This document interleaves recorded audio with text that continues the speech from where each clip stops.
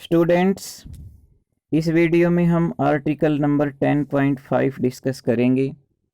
आप देखिए बुक में हमारा जो आर्टिकल नंबर 10.5 है उसका नेम है ब्रीदिंग इन अदर एनिमल्स। हम पहले भी पिछली वीडियो में ह्यूमन रेस्पिरेटरी सिस्टम के बारे में पढ़ चुके हैं।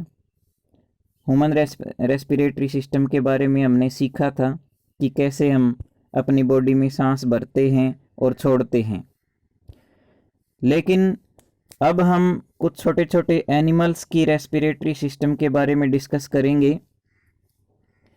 देखिए बुक के अंदर आप देखें, पहले आप वीडियो देख लें उसके बाद बुक में देखें। Animals such as elephants, lion, cows, goats, frogs, lizards, snakes, birds have lungs in their chest cavity। कुछ एनिमल्स ऐसे होते हैं जिनकी बॉडी में लंग्स होते हैं, जैसे कि अभी अभी आपने देखा कि शेर है, हाथी है, गाय है, बकरी है, मेंढक है। ये सभी जो जीव हैं इनके बॉडी के अंदर ह्यूमन बीइंग्स की तरह ही लंग्स होते हैं, मतलब फेफड़े होते हैं। जैसे हम सांस लेते हैं, आदमी सांस लेता है, वैसे ही जो ये बड़े पशु होते हैं जैसे कि शेर, हाथी, गाय, बकरी, ये भी वैसे ही सांस लेते हैं। इनकी बॉडी में भी लंग्स होता है। चलिए, लेकिन अब हम कुछ छोटे छोटे जीवों के बारे में डिस्कशन करेंगे। ऐसे छोटे छोटे जीव जिनकी बॉडी में लंग्स नहीं होते, उनकी बॉडी का रेस्पिरेटरी सिस्टम अलग होता है। आइए हम एक एक करके इनके रेस्पिरेटरी सिस्टम को जानने की कोशिश करते हैं। सबसे पहले फर्स्ट नंबर पर हम कॉकरोच की बॉडी में जो रेस्पिरेटरी सिस्टम होता है उसके बारे में पढ़ेंगे। तो देखिए फर्स्ट हेडिंग आपको दिया हुआ है कॉकरोच। कॉकरोच की बॉडी में दोनों साइड छोटे छोटे छेद होते हैं।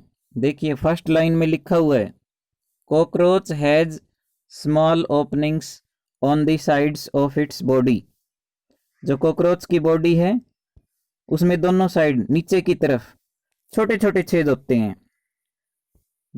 Insects also have similar openings. Openings जो यहाँ वर्ड लिखा हुआ है ओपनिंग, ओपनिंग का मतलब है कि हवा के आने जाने का रास्ता। तो जो कॉकरोच की बॉडी में साइड में जो छेद हैं, हवा के जाने का रास्ता वही होता है, वहीं से उस कॉकरोच की बॉडी में हवा एंटर करेगी। तो ये जो ओपनिंग्स होती हैं इनको हम साइंस में बोलते हैं स्पाइरेकल्स। इसलिए अगर आपसे कोई पूछे कि कॉकरोच कहाँ से सांस लेता है तो आप कहेंगे कि कॉकरोच जो सांस लेता है वो स्पाइरेकल्स के थ्रू लेता है। मतलब जो छेद हैं उसकी बॉडी में साइड में, उनको बोलते हैं स्पाइरेकल्स। ठीक है, नेक्स्ट देखिए next line. Insects have a network of air tubes called trachea for gas exchange. Cockroach की बॉडी के अंदर ट्यूब्स का एक जाल फैला हुआ होता है।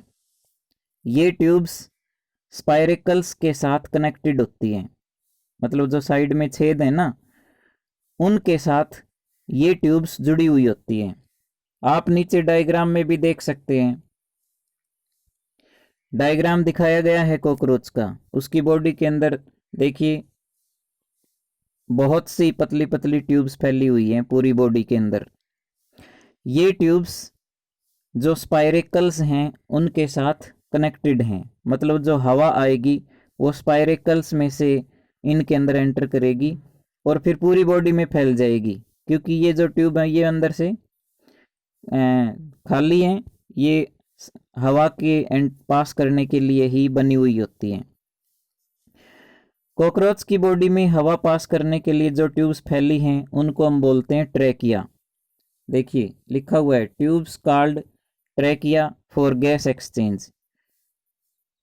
डायग्राम में भी दिखाया गया है कि जो अंदर ट्यूब्स हैं, कॉकरोच की बॉडी में जो ट्यूब्स हैं उनका नाम लिखा हुआ है ट्रैकिया।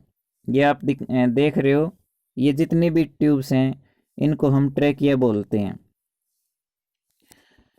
नेक्स्ट लाइन देखिए, oxygen rich air rushes through spiracles into tracheal tubes, diffuses into body tissue and reaches every cell of the body.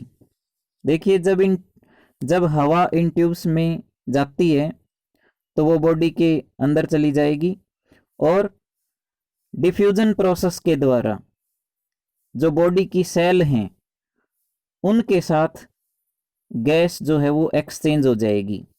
जैसे बाहर से जो हवा जाएगी उसके अंदर क्या होता है, ऑक्सीजन होता है।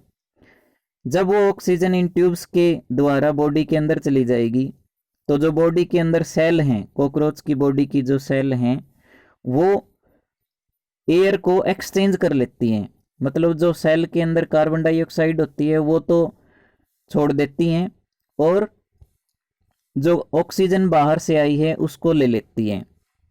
तो इस तरह से इन ट्यूब्स के अंदर गैस एक्सचेंज हो जाती है और जो कार्बन डाइऑक्साइड स्पाइरेकल्स के अंदर वापस जो सेल की वजह से वापस आई है कार्बन डाइऑक्साइड, सेल ने ऑक्सीजन ले ली और कार्बन डाइऑक्साइड को छोड़ दिया, तो ये कार्बन डाइऑक्साइड वापस स्पाइरेकल्स के थ्रू बाहर आ जाती है। देखिए, carbon dioxide from cells goes into tracheal tubes and moves out through spiracles. मतलब जो स्पाइरेकल्स हैं वो दोनों साइड होते हैं, बॉडी के दोनों साइड। एक साइड से ऑक्सीजन आएगी और दूसरी साइड से जो कार्बन डाइऑक्साइड है वो बाहर निकल जाएगी। तो इस तरह से ये जो प्रोसेस है ये बार बार कॉकरोच की बॉडी में रिपीट होता रहता है। मतलब एक तरफ से ऑक्सीजन आती रहती है, उसको सेल यूज करती रहती है और दूसरी साइड की जो ट्यूब्स हैं उनके अंदर कार्बन डाइऑक्साइड छोड़ते रहते हैं और वो कार्बन डाइऑक्साइड दूसरी साइड के जो स्पाइरेकल्स हैं उनके थ्रू बाहर निकल जाती है। तो ये कॉकरोच की बॉडी का रेस्पिरेटरी सिस्टम था जो अभी अभी हमने डिस्कस किया। अब हम नेक्स्ट टॉपिक जो हमारा है वो है अर्थवॉर्म। अब हम अर्थवॉर्म के रेस्पिरेटरी सिस्टम के बारे में डिस्कस करेंगे। अर्थवॉर्म की बॉडी में ब्रीदिंग प्रोसेस स्किन के थ्रू होता है।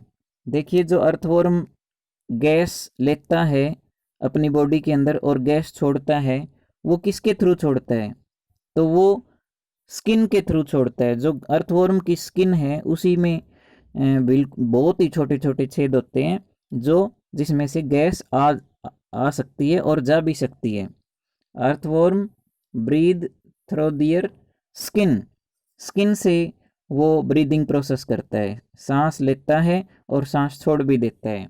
जो उसकी स्किन है वो थोड़ी सी मोयस्ट होती है। आप जब अर्थवॉर्म को हाथ से टच करके देखेंगे तो आपको उसकी स्किन मोयस्ट मिलेगी और बहुत ही स्लिमी, मतलब बहुत ही पतली होती है।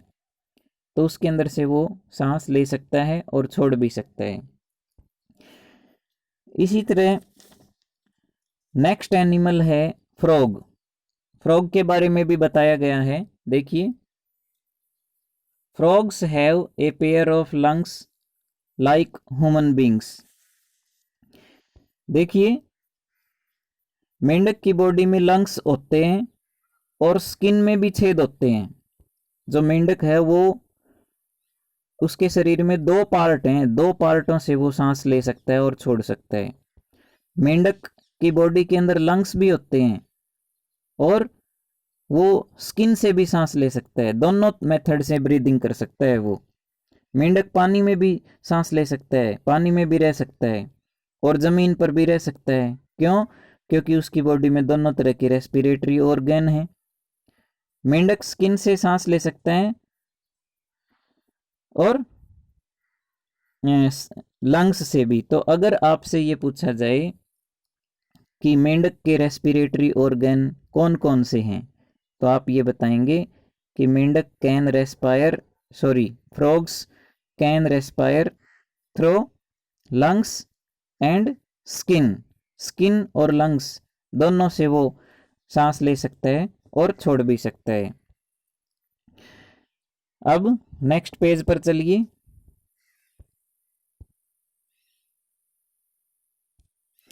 अब हम पानी में रहने वाले जीव की बॉडी में ब्रीदिंग प्रोसेस कैसा होता है इसके बारे में डिस्कशन करेंगे। तो देखिए नेक्स्ट आर्टिकल है हमारा 10.6 ब्रीदिंग अंडर वाटर, पानी में कैसे सांस ले सकते हैं और छोड़ सकते हैं। तो देखिए जो पानी में पाया जाने वाला कॉमन सा एक एनिमल है वो है fish.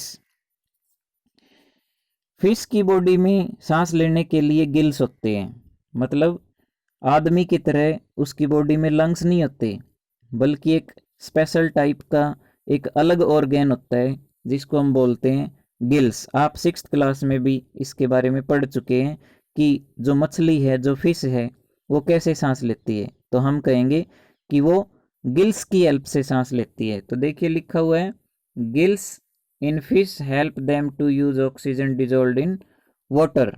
Gills are projections of skin. Gills are well supplied with blood vessels.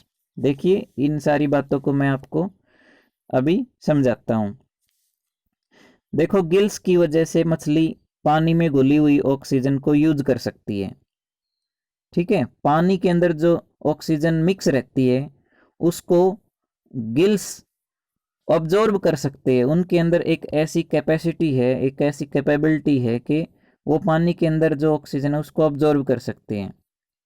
ठीक है, और गिल्स के अंदर ब्लड वेसल्स होती है, मतलब जो हमारा ब्लड है, हमारे शरीर में भी ब्लड होता है और फिश की बॉडी में भी ब्लड होता है। तो जो गिल्स होते हैं ना, उनके अंदर ब्लड वेसल्स होती हैं और वो ब्लड वेसल्स डायरेक्ट मतलब पानी की ऑक्सीजन को अब्जॉर्ब कर सकती हैं गिल्स के थ्रू। तो इस तरह से फिश का जो रेस्पिरेटरी ऑर्गन है वो है गिल्स। आप डायग्राम में भी देख सकते हैं फिश का जो माउथ है उसके दोनों साइड गिल्स होते हैं और गिल्स के अंदर बिल्कुल छोटे छोटे आपको पतली पतले ब्लड वेसल्स दिखाई दे रही हैं, देखिए यहाँ। तो ये जो हैं सांस लेने में और सांस छोड़ने में मदद करते हैं। अब हम लास्ट आर्टिकल में प्लांट्स में ब्रीदिंग प्रोसेस कैसा होता है इसके बारे में डिस्कस करेंगे। तो देखिए प्लांट्स की बॉडी में भी रेस्पिरेशन प्रोसेस होता है, क्योंकि पौधों को भी सरवाइव करने के लिए एनर्जी की ज़रूरत है।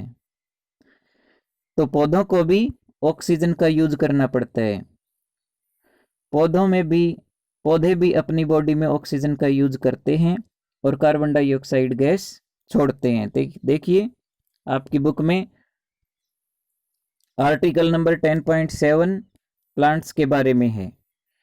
तो plants also respire for their survival, मतलब पौधे भी सांस लेते हैं, ऑक्सीजन लेते हैं सर्वाइवल के लिए, मतलब जिंदा रहने के लिए, क्योंकि ऑक्सीजन के बगैर तो किसी की बॉडी में भी एनर्जी रिलीज नहीं हो सकती। इसलिए पौधे की बॉडी में भी एनर्जी रिलीज तब होगी जब वो ऑक्सीजन का यूज करेंगे।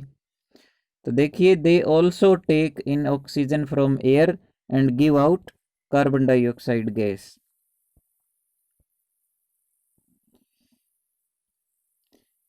तो देखिए अब आप आगे, पौधों के अंदर ऑक्सीजन अलग अलग पार्ट के थ्रू जाती है।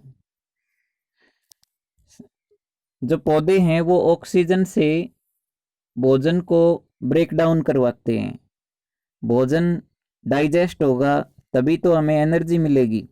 तो जो पौधे के शरीर में ग्लूकोज होता है वो ऑक्सीजन के साथ रिएक्शन करेगा तभी पौधे को एनर्जी मिलेगी, और फिर बदले में कार्बन डाइऑक्साइड जो गैस है वो बाहर निकल जाएगी।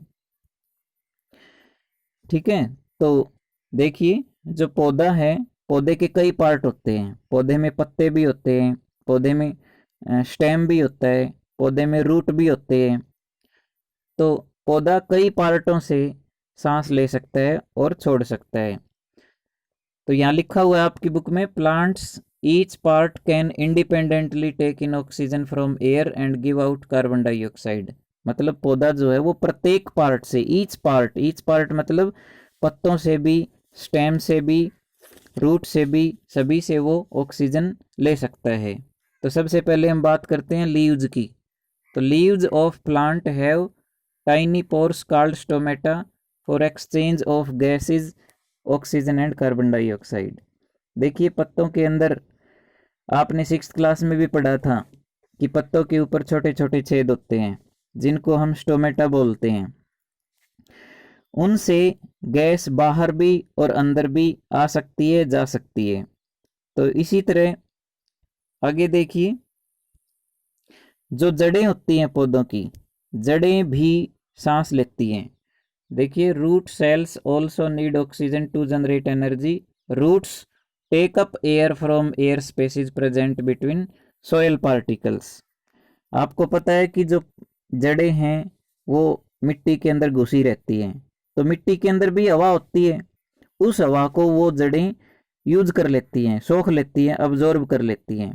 ठीक है, तो पौधा जो है वो जड़ों से भी ऑक्सीजन अब्जॉर्ब करता है और लीव्स जो हैं उनसे ऑक्सीजन लेता है, छोड़ता भी है। इसके अलावा स्टेम से भी ऑक्सीजन को अब्जॉर्ब करता है। ठीक है, तो इस तरह हमने इस चैप्टर में रेस्पिरेशन के बारे में बहुत सी बातें पढ़ी। अब हमारा जो चैप्टर है वो लगभग कंप्लीट हो चुका है। जो रेस्पिरेशन प्रोसेस है वो हर लिविंग बॉडी के अंदर पाया जाता है। कोई भी जीव है चाहे इस संसार में, अगर वो लिविंग है, लिविंग कंडीशन में है, तो उसकी बॉडी में रेस्पिरेशन प्रोसेस जरूर होता है। ठीक है, क्योंकि रेस्पिरेशन प्रोसेस से ही एनर्जी मिलती है बॉडी को। तो आप याद रखें कि रेस्पिरेशन प्रोसेस हमारे लिए बहुत ही ज़रूरी है। ओके, ये हमारा चैप्टर कंप्लीट हो चुका है। Thank you.